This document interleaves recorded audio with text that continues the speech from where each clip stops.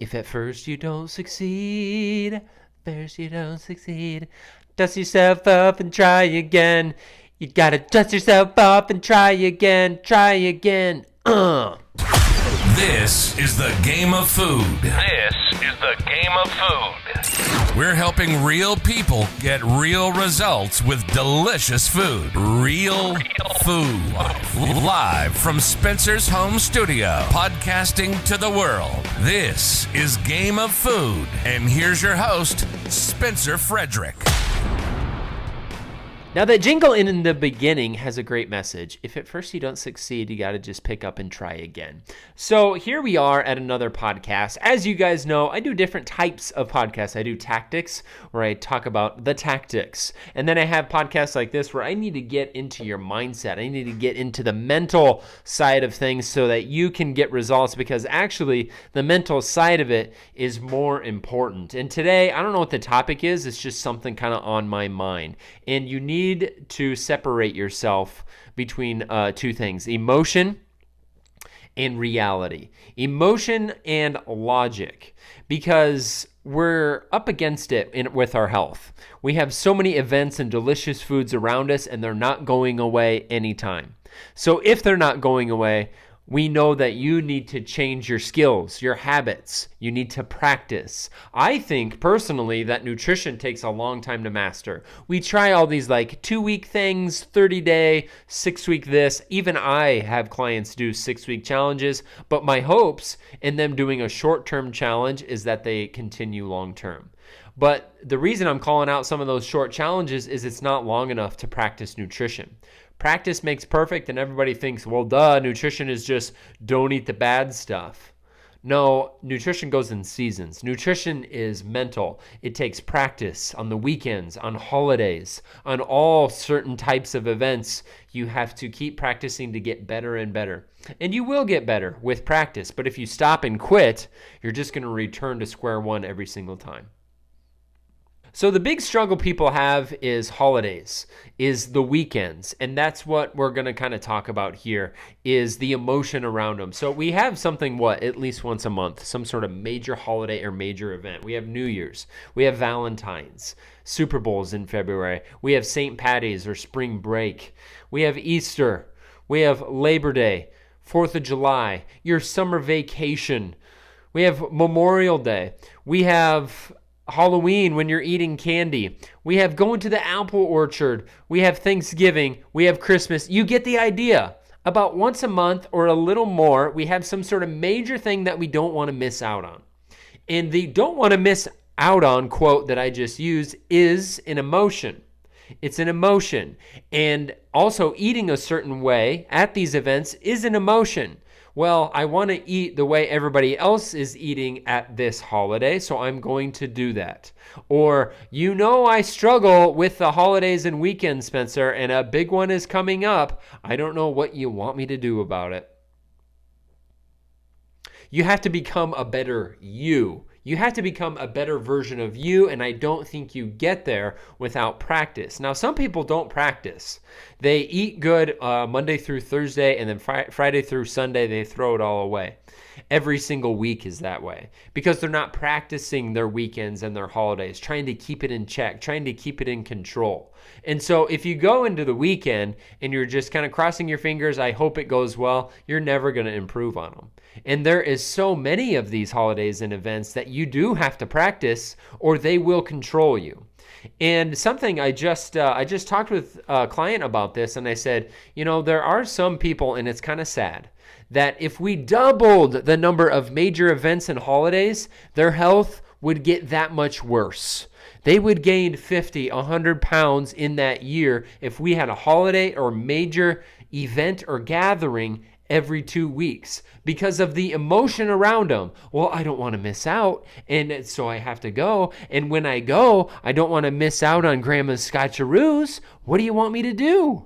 Well, there's always going to be that situation. You can guarantee that these events are never going to go away.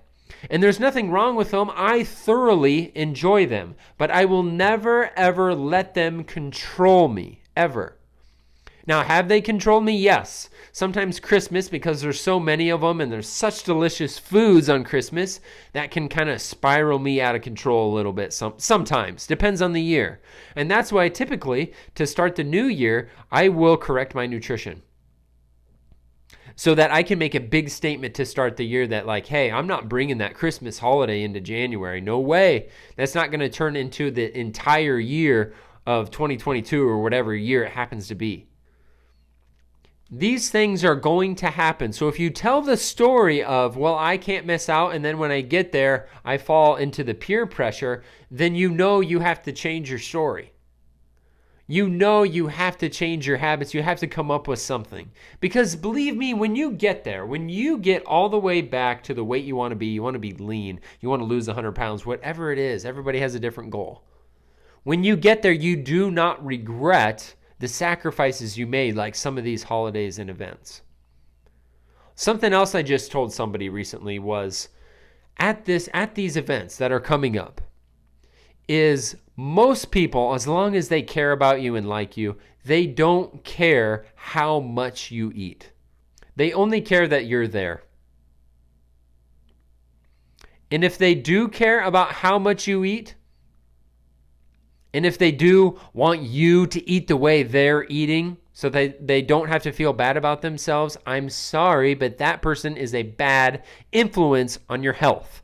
I'm not saying that person is a bad person, because they probably have other phenomenal qualities, but they are a bad influence on your health. They are a bad person to be around when you are working on your health goals. And this is the harsh reality. This is it. If holidays and major events doubled, it was every 2 weeks, I'm going to be kind of arrogant here. I hope it doesn't come off as arrogant, but I would still be in good shape. I would still have my health, because I have developed the habits that it doesn't matter what's thrown at me. I can stick to a plan when I am on a plan. I can stay mentally tough to the rules and to what is required of the nutrition plan, workout plan, and I don't like missing anymore. I don't like messing up. I like keeping promises to myself and following through, because when I follow through and I get these wins under my belt, I feel better. My confidence goes up, and I get better and better at that task at hand. I improve when I get these wins. If I lose and whine and cry and start over and then just lose and whine and cry over and over after every major holiday, I'm not improving. I'm just whining and feeling bad about myself. And for those that work with me closely, I like when people work with me closely, because I don't take away foods. I don't take away certain foods. I have clients that drink alcohol and eat chocolate every single week. Every single week they do those things, and they're getting results. So it's not like I'm like, oh, he just wants you to eat brown rice and broccoli. No, I'm not that way. But some of you, a lot of you, majorly struggle with these events and majorly struggle with making the right decisions and staying mentally tough. You have these emotions around certain events, and it doesn't have to be holidays. Sometimes it's just football season. You travel, you go to tailgates, you throw parties around playoff games. Like, that's just a bad season where you have these emotions where you enjoy that season so much, and that's where a lot of your weight gain and bad health is coming from. I've had people tell me, we go on this vacation for 1 month, and I always gain this much weight. Well, I love that you go on vacation. What a phenomenal thing for you to go on vacation for a solid month. That's amazing. But it is hurting your health and fitness goals if you come back and you weigh 12 pounds more than when you left. It is. Those are the facts. You have to remove yourself from the emotions, and then you can look at the logic. You can look at the facts. Okay, vacation that is 1 month long is super fun, but I always gain 12 pounds and feel really terrible about myself when I get back. So you either correct it, or you're just going to further go that wrong direction that you don't want to go. Because what's really cool about these events, holidays, vacations, and all these things that kind of throw us off track, is you need them to develop the skill. Okay? If we never had these holidays and events and delicious foods all around us, it would be super easy to get in shape and lose a bunch of weight and be toned all year round, right? It'd be super easy. So to develop the skills that you need And to become mentally stronger and making the right decisions, you need these events. Does that make sense? You need to have the peer pressure from your friends and family to eat a certain way, and you say no. And then you say no a second time and the next holiday. And you keep everything in your decision, not their decision. That takes practice. And then you develop a skill. So that's what's cool about these events is you can get stronger if you actually try, and there is a way. And the only way is to face them head on and give it your full effort. And if it doesn't go according to plan, just learn from it and move forward. And we are so up against it with the marketing, the different programs out there that are like, 7-minute abs, 30 days to whatever major result. I bought a protein powder when I was young. I think it was like a freshman or sophomore in college, and it had some sort of promise on it, like 15 pounds in 2 weeks of muscle or something like that. Like, I remember reading the label and like, whoa, I'm going to be huge and jacked after I take this protein shake. And that's the world we still live in, where it's quick fix, it's results now. And that's not how this works. Nutrition, fitness, it takes a long time. I know you guys have heard my story that it took me 18 months to actually enjoy working out. But I'm lucky that I just wouldn't quit. I just kept going day after day, week after week, month after month. I'm like, I just have to keep going. Now I love it. I hate missing my workouts. I almost never miss my workouts. That's the same with nutrition. I think nutrition takes just as long. I think nutrition is no quick thing to learn and grasp. You need to commit to longer. And that's not fancy and cool. Like if I did an advertisement that was like 12 months to maybe learn how to find balance in your nutrition. Can you imagine if I did something like that? Or hey, you can clean up your nutrition a little bit and you have to forego some holidays. That's my ad. No, that's not any of the marketing schemes or promises out there. It's always quick. And it messes with your head. It messes with your mindset. Because when you look down at the scale and it reads the same weight 3 days in a row, you're ready to quit.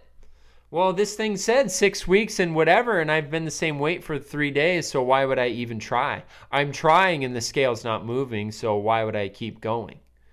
You're messed up in your mind, in your thinking. And it could be from some of this marketing stuff. It could be that you're not allowing yourself to get some wins. Now, when you start to get these little wins, they turn into bigger wins. And that gives you a great opportunity to bring people up with you. At first, they'll try to pull you back. Well, are you getting too skinny? That's the dumbest thing I've heard from people. Are you getting too skinny? Oh, rest and recovery. You need to do that once in a while. That's healthy. Even though they're overeating, they're telling me, eating too much of that can be bad for your health and stuff like that. I mean, come on. And then when you do go through that major transformation, when you do hit that major goal, then they're switching their tone and they're asking you for help. Don't you want to do that? Don't you want to help your spouse, your kids, your friends, your brother, your sister, anybody that you care about? Don't you want to help them? Don't you want to be the example? I think a lot of you do. And it starts right here with this podcast. It starts right here with practice, getting mentally tough. Spencer signing off.